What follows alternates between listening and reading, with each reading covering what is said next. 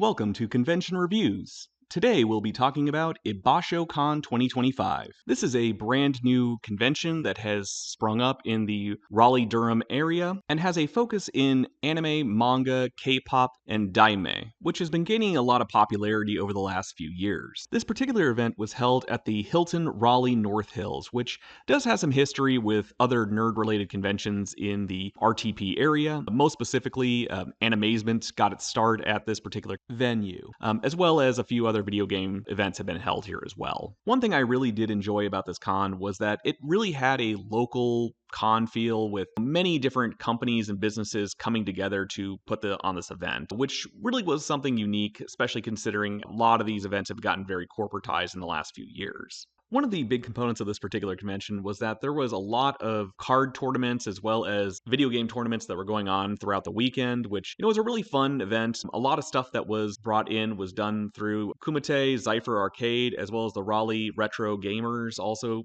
contributed a lot to this, which was a really fun thing to do to kind of have, not only just this tournament going on, but also some free games in the back, newer and older, and as well as rhythm games as well, which was pretty fun. Overall, I think the gaming tournament, the Kumite, went pretty well over the weekend. It seemed like it was pretty well attended, and there were quite a few fun tournaments that kept people pretty engaged for this particular component of the convention. One thing that I did find kind of funny was that Monster Energy Drink sent a couple of reps out to this particular convention to hand out free product, which was an unexpected thing to see, but definitely kind of refreshing at the same time. As I had mentioned earlier, a lot of smaller groups had also come together to advertise and support this convention as well. There were a lot of video game related and nerd related events that also attended this, such as Geek and Grub, the Raleigh Gamers Group, Extra Life, which is a video game based charity, as well as other conventions in the local area were also promoting. There also was a silent auction for one of the local LBGT support groups in the RTP area.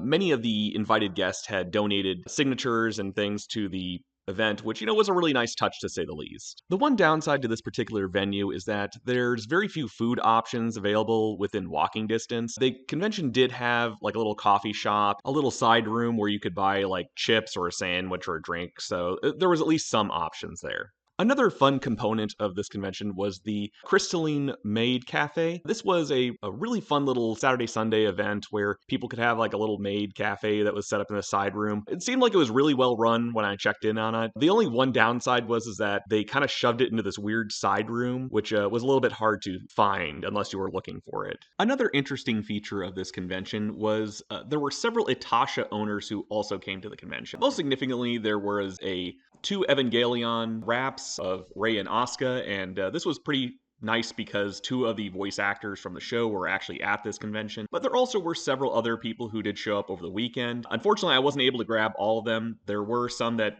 showed up in the afternoon, pretty late some days. Really was overall a really nice selection to show. It was nice to talk to some of the owners and kind of get their view on their particular cars and their wraps, what kind of inspired them to get into this particular hobby, which was pretty cool. I will say I did quite enjoy the Miss Kobayashi's Dragon Maid, which had a different design on almost every side of the car, which, was kind of refreshing too to see a lot more diversity in the design as well.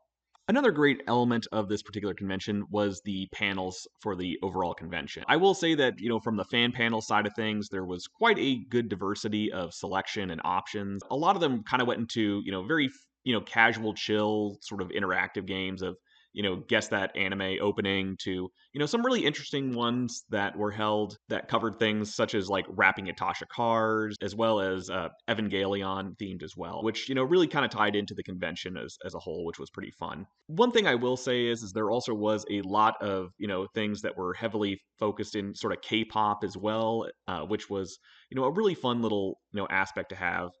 There also was a nice little meetup room with some backdrops for pictures and as well as just casual meetup, which, also was a nice little touch to have for the here that was kind of an interesting feature.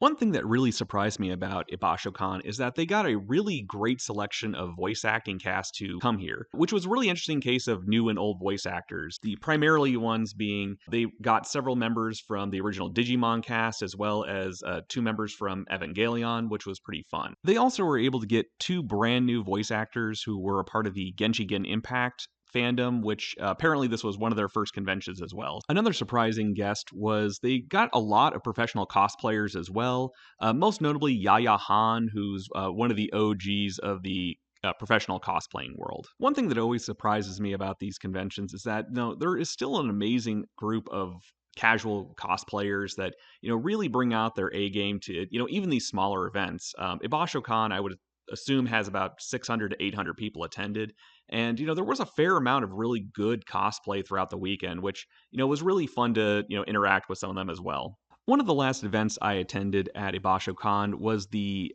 Idol Fest, which was a really amazing show to say the least, where a lot of really great performers came together and put on a really amazing skit show with various music from Vocaloid as well as many other properties as well.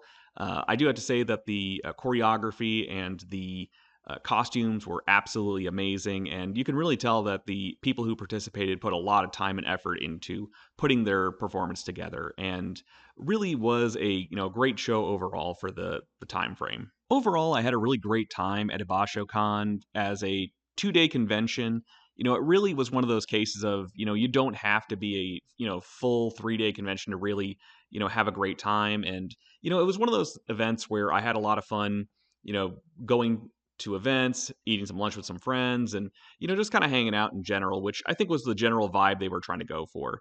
If you happen to be at this convention, please let me know, and let me know if your experiences were any different, and I will see you on the next convention reviews.